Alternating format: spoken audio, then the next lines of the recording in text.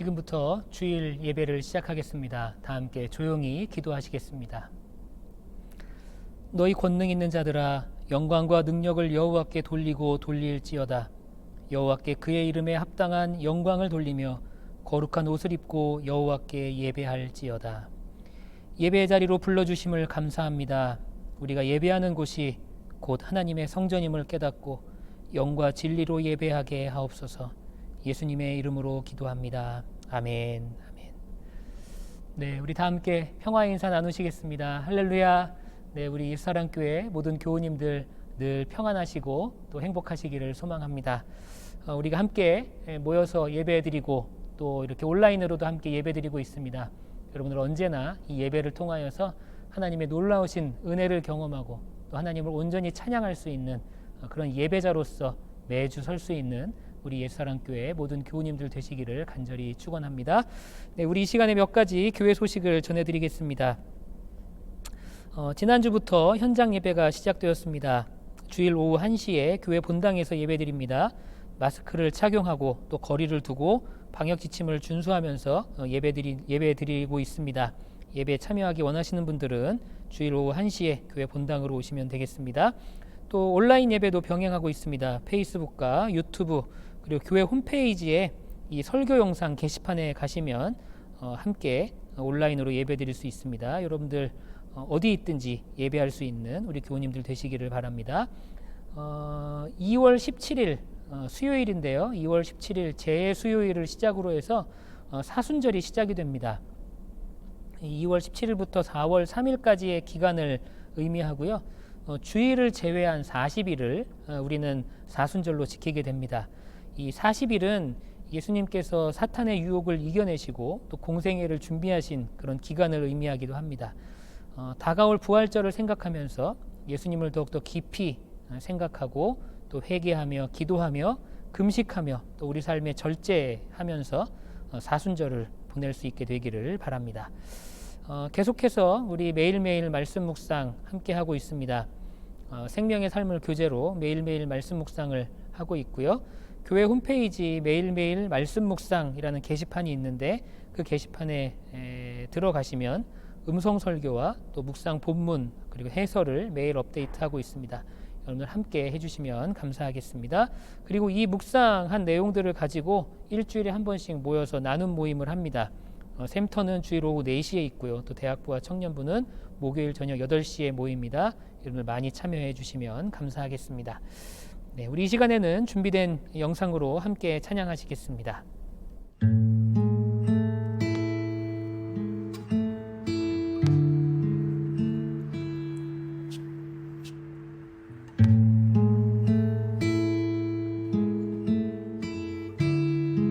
아버지 사랑, 아버지 사랑 내가 노래해. 아버지 은혜 내가 노래해. 사랑 변함없으신 거짓 없으신 성실하신 그 사랑, 상한 갈 때 꺾지 않으시는 꺼져가는 등불 끄지 않는 그 사랑, 변함없으신 거짓 없으신 성실하신 그 사랑,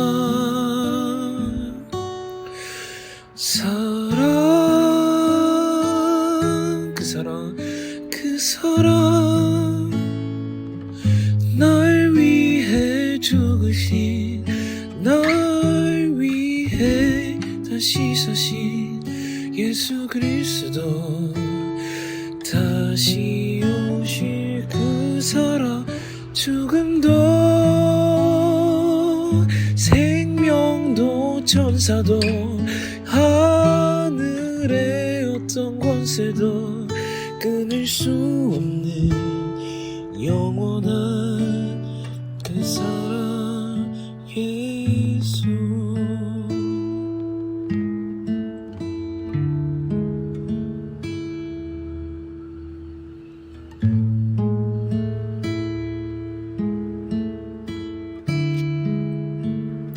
아버지 사랑 아버지 사랑 내가 노래해. 아버지 은혜 내가 노래해. 그 사랑 변함없으신 거짓 없으신 성실하신 그 사랑. 상한 갈 때 꺾지 않으시는 꺼져가는 등불 끄지 않는 그 사랑 변함없으신 거짓 없으신 성실하신 그 사랑.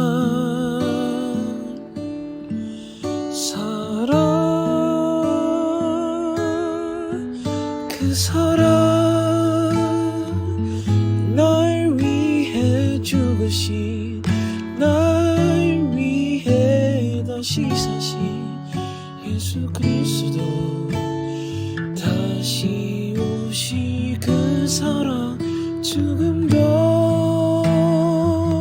생명도 천사도 하늘의 어떤 권세도 끊을 수 없는 영원한 그 사랑 예수. 다시 찬양하시겠습니다. 그 사랑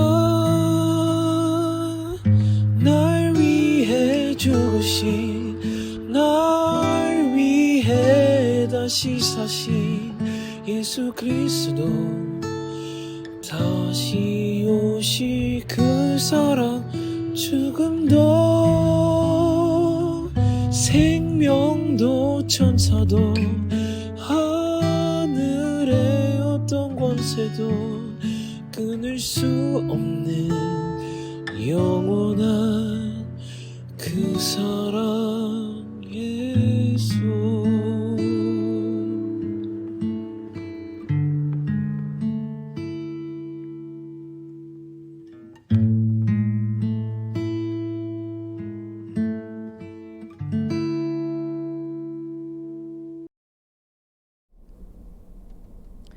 이 시간 함께 공동 기도문을 낭독하며 기도하는 시간입니다. 화면에 보이는 기도문을 함께 읽으며 함께 기도하겠습니다.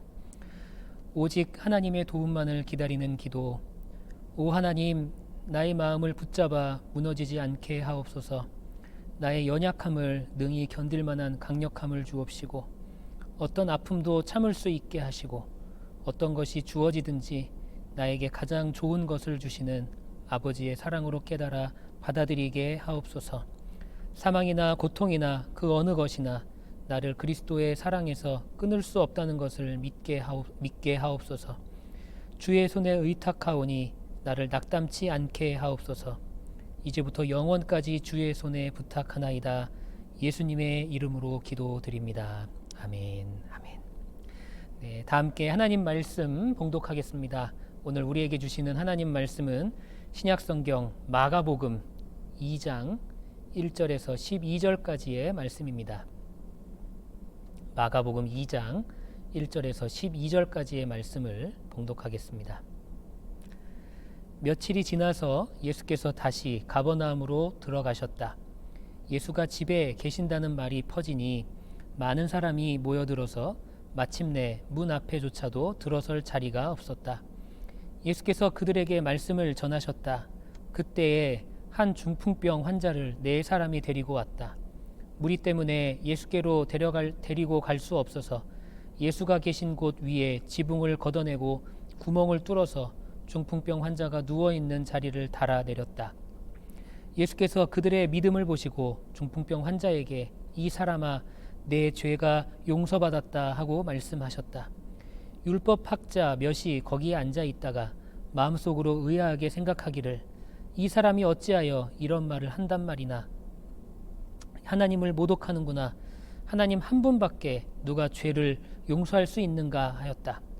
예수께서 그들이 속으로 이렇게 생각하는 것을 곧바로 마음으로 알아채시고 그들에게 말씀하셨다. 어찌하여 너희는 마음속에 그런 생각을 품고 있느냐. 중풍병 환자에게 내 죄가 용서받았다 하고 말하는 것과 일어나서 내 자리를 걷어서 걸어가거라 하고 말하는 것 가운데서 어느 쪽이 더 말하기가 쉬우냐. 그러나 인자가 땅에서 죄를 용서하는 권세를 가지고 있음을 너희에게 알려주겠다. 예수께서 중풍병 환자에게 말씀하셨다. 내가 네게 말한다. 일어나서 내 자리를 걷어서 집으로 가거라. 그러자 중풍병 환자가 일어나 곧바로 모든 사람이 보는 앞에서 자리를 걷어서 나갔다. 사람들은 모두 크게 놀라서 하나님을 찬양하고 우리는 이런 일을 본 적이 없다 하고 말하였다. 아멘. 하나님의 말씀입니다. 말씀을 주신 하나님께 감사드립니다. 아멘.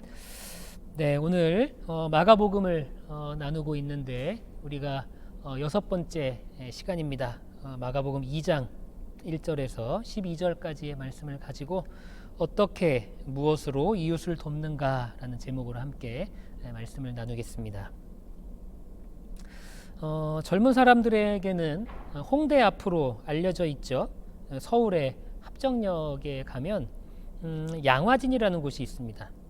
이곳 양화진에는 양화진 외국인 선교사 묘원이 있어요. 여러분들이 혹시 방학을 맞이하여서 한국을 가시게 되면 여러분들이 꼭 이곳을 한번 방문하시기를 추천드립니다. 이것은 조선 말기에 외국인들을 위한 묘원으로 시작이 되었는데 당시 조선에 있던 외국인들 중 많은 수가 선교사님들이었습니다. 그리고 이 묘원에 안장된 사람들 대부분이 선교를 위해 조선 땅에 들어온 그런 선교사들이었기에 지금은 이제 선교사 묘원으로 그렇게 불리고 있고 또 교회에서 이 묘원을 관리하고 있죠. 묘비 앞에 가면 그 해당 선교사님들의 이 사역이 짧은 글로 요약이 되어 있습니다. 여러분들 가셔서 그 요약된 글을 이렇게 읽다 보면 이들이 이 선교사님들이 얼마나 이 우리나라를 조선이죠. 당시의 조선을 얼마나 사랑했는지 그것을 우리가 느끼게 됩니다. 많은 선교사님들의 묘비가 여기에 있어요. 한 550여 구 정도가 있다 그래요. 묘비가. 그런데 가보면 눈에 띄는 묘비들이 있습니다. 특별히 저는 어떤 묘비들이 눈에 띄냐면 가보면 몇 대에 걸쳐서 선교를 하는 그런 선교사 가문의 묘비가 있습니다. 쉽게 말하면 할아버지, 아버지, 아들 이렇게 몇 대가 조선이라는 나라에 들어와서 선교하면서 자신들의 삶을 헌신했던 거죠. 심지어 어떤 가문은요, 그 할아버지가 조선에서 사역을 했는데 그 손자는 대한민국에서 사역했던 그런 가문도 있습니다. 그런 가문의 이런 묘원 앞에 가면 참 뭔가 이렇게 마음이 울컥하는 그런 감동을 느낄 수가 있습니다. 그리고 이것을 이렇게 둘러보다 보면 이 묘비에 새겨진 여러 비문들을 볼 수 있는데 눈에 띄는 비문들이 참 많이 있습니다. 여러분들 잘 알고 있는 이 고종의 밀사로 헤이그에 다녀오기도 했던 이 헐버트 선교사님의 묘비에는 이렇게 적혀 있어요. 나는 웨스트민스터 사원보다 한국 땅에 묻히기를 더 원한다. 그렇게 기록이 되어 있습니다. 이 한국인보다 한국을 더 사랑한 선교사, 그렇게 불렸던 그런 헐버트 선교사님인데 그가 이 한국을 얼마나 사랑했는지 우리가 알 수 있는 그런 대목이 아닐까 싶습니다. 그리고 25세 약관의 나이에 선교를 위해서 조선을 찾은 루비 캔드릭이라는 여자 선교사님이 계십니다. 이 선교사님은 참 안타깝게도 조선에 도착한 지 8개월 만에 병에 걸려서 그만 순교하게 됩니다. 이 어린 선교사님의 묘비에는 이렇게 적혀 있습니다. 만약 나에게 1000개의 목숨이 있다면 나는 그것을 모두 한국을 위해 바칠 것이다. 이런 선교사님들의 숭고한 삶을 통해서 우리는 하나님의 사랑을 실천한 그런 위대한 신앙을 발견할 수가 있습니다. 내가 받은 하나님의 사랑, 내가 경험한 하나님의 사랑을 타인에게 베풀며 살았던 이들의 삶이 결국에는 열매를 맺어서 지금 우리에게까지 그 복음의 영향력을 끼치고 있다는 사실을 우리는 기억하며 살아가야 합니다. 그리고 더 나아가서 우리 모두의 삶이 이러한 삶이 되기를 간절히 소망합니다. 오늘 본문에는 한 친구를 위해서 이 사랑을 실천한 네 사람의 이야기가 등장을 합니다. 이들의 이야기는 중풍에 걸려서 모든 것을 잃어버린 친구를 돕기 위해 펼쳐진 어쩌면 아름다운 우정을 그린 그런 사랑의 드라마와 같은 그런 이야기가 아닐까 싶습니다. 우리는 이 친구들의 이야기를 통해서 이웃 사랑의 모범을 발견할 수가 있습니다. 오늘 우리는 말씀을 통해서 어떻게 이웃을 돕는가, 또 무엇으로 이웃을 도와야 하는가 우리 함께 살펴보면서 함께 은혜를 나누고자 합니다. 우리는 어떻게 이웃을 도울 수 있습니까? 먼저 믿음으로 시작해야 된다는 것을 우리는 본문을 통해 알 수가 있습니다. 이웃을 도울 때는 믿음으로 시작해야 된다는 거예요. 본문의 5절을 한번 봅니다. 예수께서는 그들의 믿음을 보시고 중풍병 환자에게 이 사람아 내 죄가 용서받았다 하고 말씀하셨다. 여기서 예수님께서 보신 그들의 믿음은 어떤 믿음이었을까요? 중풍병을 앓고 있는 이 친구를 예수님께로 데리고 가기만 하면 그를 도와줄 수 있을 것이다. 예수님은 그를 도와줄 것이다. 그런 믿음입니다. 예수님께로만 내 친구를 데리고만 간다면 예수님께서는 내 친구에게 새 생명을 허락해 주실 것이다. 그런 믿음이었죠. 예수님께서는 절망 가운데 있는 이 친구에게 소망을 주실 것이다. 그런 믿음이었다는 겁니다. 여러분, 그런데 이것이 바로 우리 믿음의 본질입니다. 우리가 이웃을 도울 수 있다고는 하지만 사실은 우리가 얼마나 도울 수 있습니까? 우리에게는 한계가 있죠. 우리에게는 한계가 있습니다. 내 능력에도 한계가 있고요. 내가 가지고 있는 소유에도 한계가 있습니다. 인간의 도움에는 분명히 한계가 있습니다. 하지만 우리에게는 믿음이 있죠. 어떤 믿음입니까? 예수님은 다르다는 믿음이에요. 예수님은 어떻게 다릅니까? 나는 할 수 없지만, 나는 한계가 있지만 예수님께서는 다르다는 믿음. 예수님께서는 하실 수 있고 예수님은 한계가 없다라는 그런 믿음이 바로 우리에게 있다는 겁니다. 우리는 이러한 믿음을 가지고 주님 앞으로 누군가를 안내할 수 있어야 합니다. 이것이 바로 우리의 믿음을 통한 예수님의 사랑의 사역이 시작된다라는 것을 우리는 알아야 합니다. 우리가 이웃을 돕는다고 그렇게 표현하며 그렇게 이야기합니다. 그런데 사실 이 표현은 어떻게 보면 굉장히 교만할 수도 있는 표현일 수도 있습니다. 우리가 이웃을 도울 때는 주님만이 하실 수 있다라는 믿음으로 시작이 되어야 합니다. 나의 도움에는 한계가 있지만 예수님의 도우심에는 한계가 없다라는 믿음. 우리는 그것을 인정하고 그것을 믿음으로 먼저 이웃을 돕기 시작해야 된다는 거예요. 그 믿음이 바로 이웃 사랑의 출발점이 된다는 것입니다. 우리 이것들 여러분들이 꼭 기억하시면서 여러분들이 믿음 생활에 가장 먼저 힘쓸 수 있는 우리 예수사랑교회가 되시기를 간절히 소망합니다. 또 우리는 어떻게 이웃을 도와야 합니까? 우리는 믿을 뿐 아니라 행함으로 그 믿음을 나타내야 됩니다. 이 야고보서는 그 야고보서의 핵심 내용을 한 문장으로 우리가 요약하자면 행함이 없는 믿음은 죽은 믿음이다라는 거예요. 행함이 중요하다는 겁니다. 우리가 믿음 생활하면서 우리의 믿음을 실천하고 행하는 것이 중요하다는 거예요. 본문의 내 친구들도 보면 믿음을 가지고 그 믿음을 행동으로 옮기는 것을 우리는 발견할 수 있습니다. 이 본문에 있는 내 친구들은 믿음을 가지고 중풍병자를 데리고 예수님께로 왔죠. 실천한 겁니다. 믿음만 가지고 끝난 것이 아니라 실제로 그 친구를 데리고 예수님 앞으로 왔습니다. 근데 문제가 있었어요. 너무 많은 사람들이 그 자리에 모여 있었습니다. 예수님을 애워싸고 있었어요. 예수님께로 나아갈 길이 막혀 있었습니다. 그런데 그들은 포기하지 않았습니다. 돕기를 원했기 때문에 도울 수 있는 방법을 찾아내기 시작했어요. 그리고 마침내 그 방법을 찾아냅니다. 친구를 들것에 눕힌 후에 지붕으로 올라가죠. 지붕으로 올라가서 지붕을 뜯어내고 예수님이 계신 곳으로 친구를 달아내리기로 한 겁니다. 여러분, 이 본문을 아마 여러분들이 처음 접하신 분들은 이러한 상황을 보면서 아마 황당함을 느끼셨을 수도 있겠어요. 그리고 이거 너무 무례한 거 아닌가, 그렇게 느끼셨을 수도 있겠습니다. 맞아요. 굉장히 황당하고 굉장히 무례한 상황입니다. 그런데 여러분, 이 본문을 우리가 깊이 묵상해 보면 이 친구들은 정말 이 창조적으로 이 중풍병자였던 친구를 돕고 있음을 우리는 발견할 수 있게 됩니다. 팔레스타인 지역의 이 집의 구조가 우리가 생각하는 거랑 좀 다릅니다. 특별히 지붕의 구조가 좀 다른데요. 이 당시 때 집은요, 이 지붕이 평평했어요. 우리처럼 이렇게 삼각형 모양이 아니라 평평한 지붕을 가지고 있었고, 이스라엘 사람들이 집을 만들 때는 돌로 사방에 이렇게 벽을 쌓고, 그리고 지붕은 나뭇가지를 엮어서 이렇게 놔둔 다음에 거기다가 진흙을 발라서 지붕을 만들었습니다.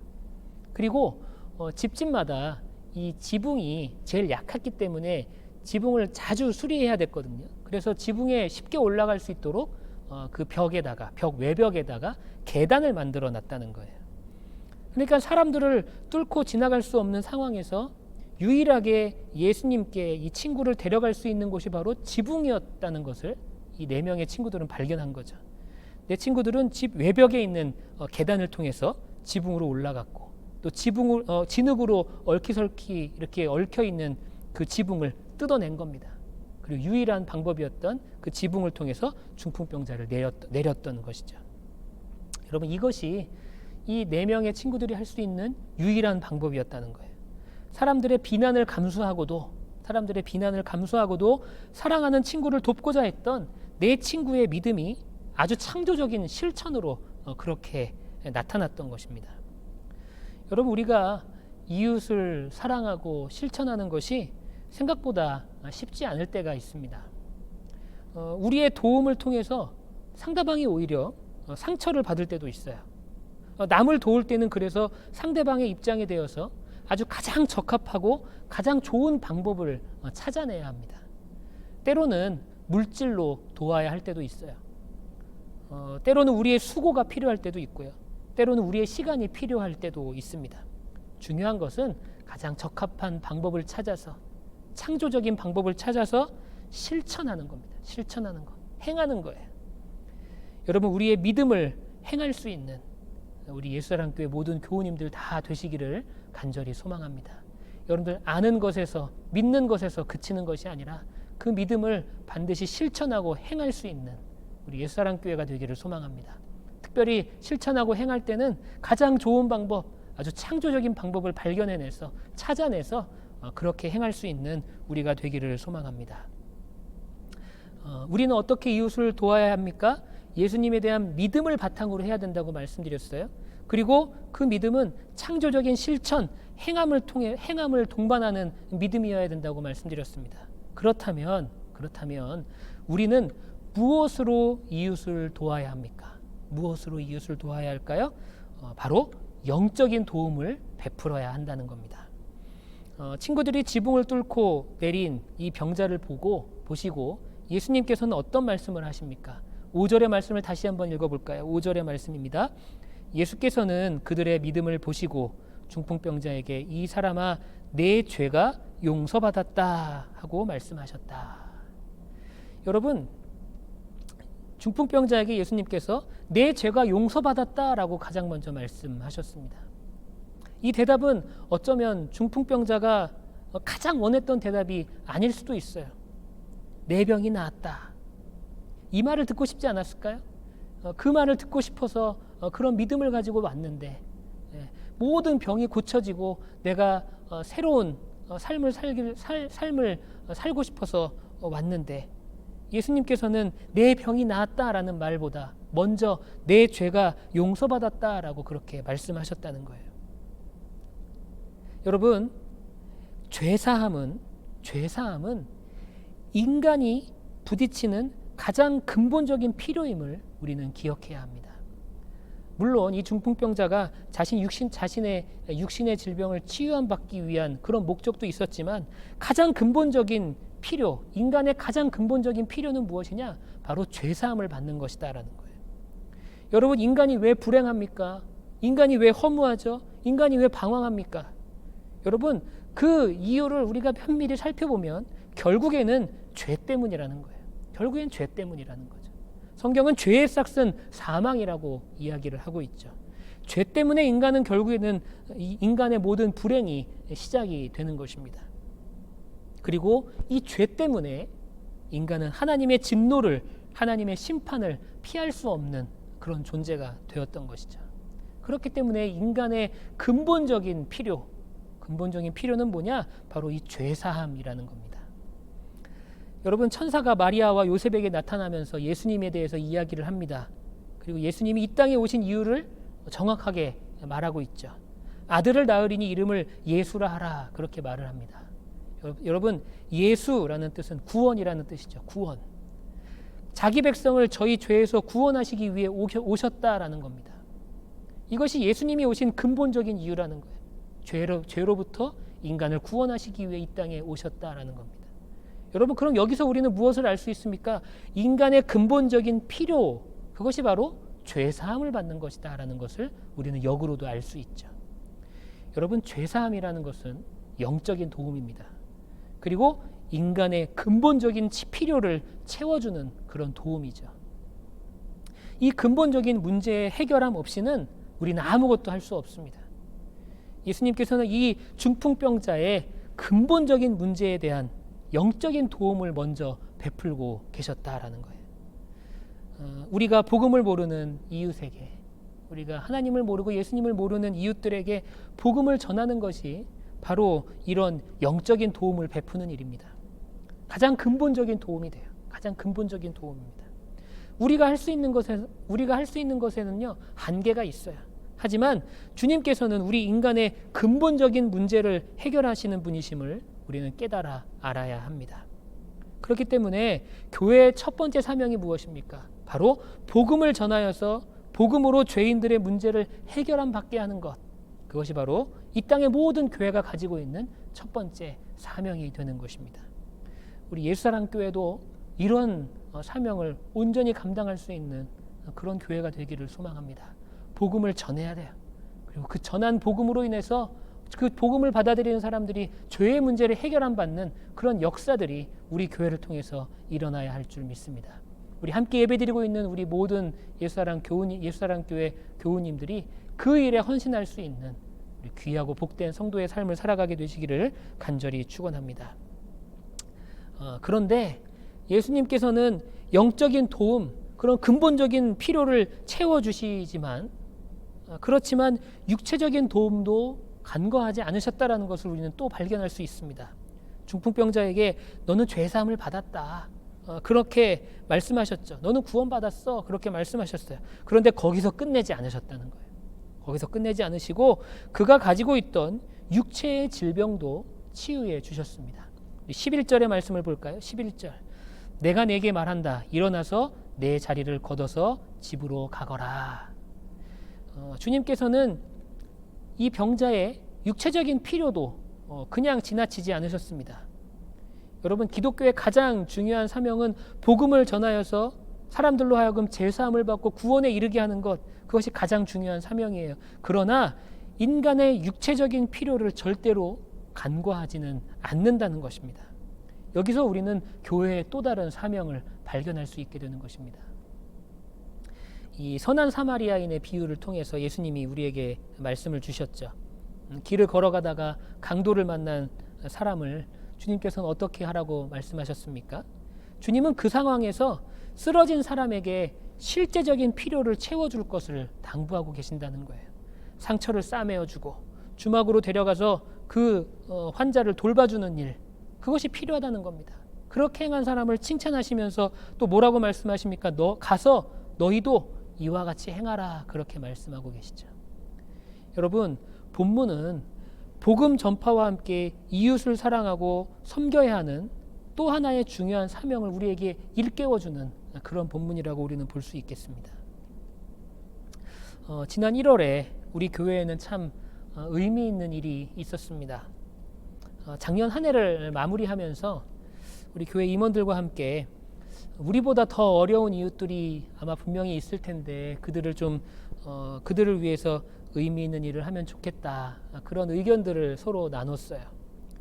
그러다가 인도네시아에 미얀마 난민들을 위한 학교가 있습니다. HIS 난민 학교가 있는데 우리가 거기다가 후원을 하면 좋겠다, 선교 후원금을 보내면 좋겠다, 그렇게 결정을 했어요. 여러분, 우리 교회가 절대 재정적으로 여유가 있어서 내린 결정이 아니었습니다.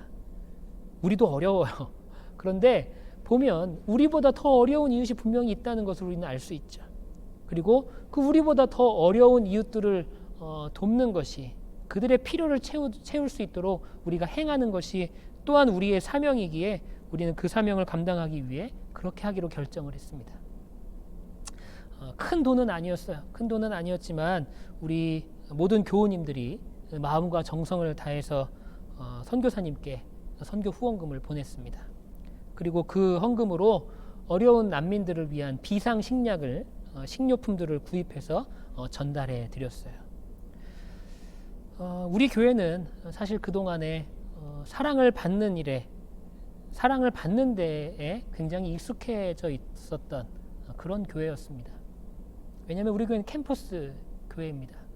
학생들, 유학생들이 주로 모이는 교회고, 그러다 보니까 지원받는 게 당연한 것처럼 느껴졌고 또 후원받는 게 당연한 것처럼 느껴졌었어요.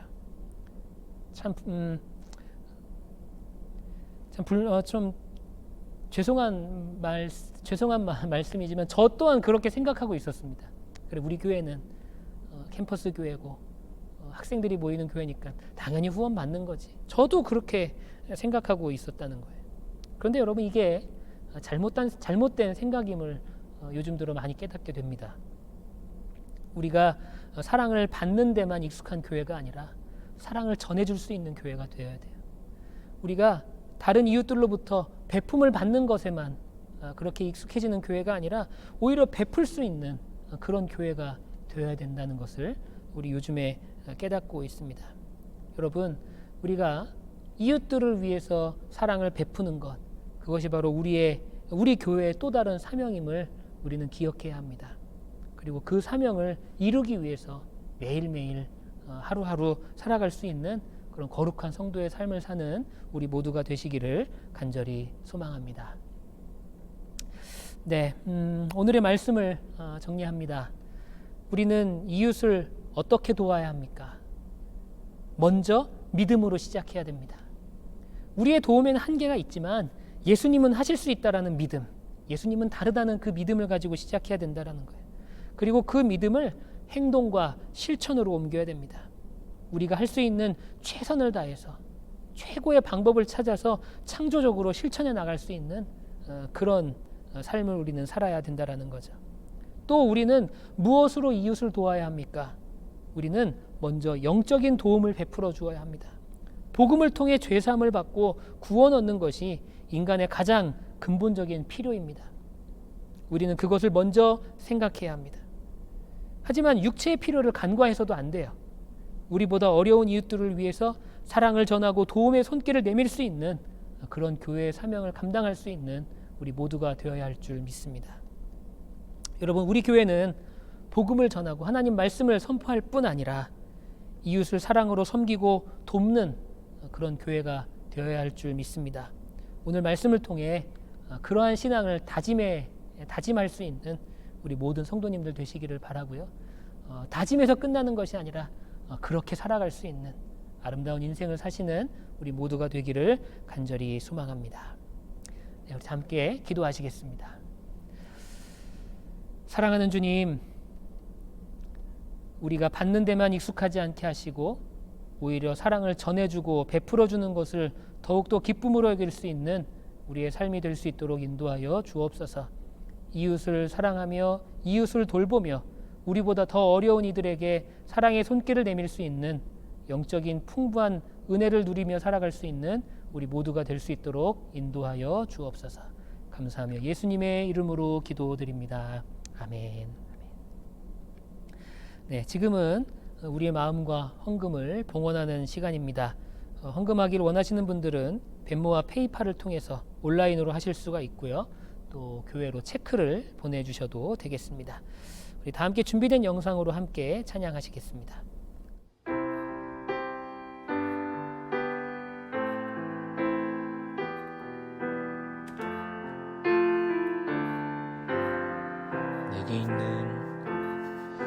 내게 있는 향유 가죽에 가져와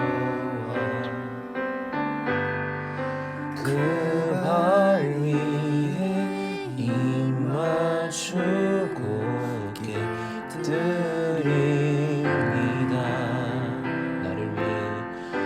나를 위해 험한 산길 오르신 그 발 걸음마다 크신 사랑 새겨놓았네. 처음부터 찬양하시겠습니다. 내게 있는 향유옥합 주께 가져와 그 발 위에 입 맞추고 드립니다. 나를 위해 나를 위해 십자가에 달리신 그 발 흘린 피로 나의 죄를 대속하셨네. 내게 있는 향유옥합 주께 가져와 그 발 위에 입 맞추고 드립니다. 주님 다시 이 땅 위에 임하실 그때 주의 크신 사랑으로 날 받아주소서.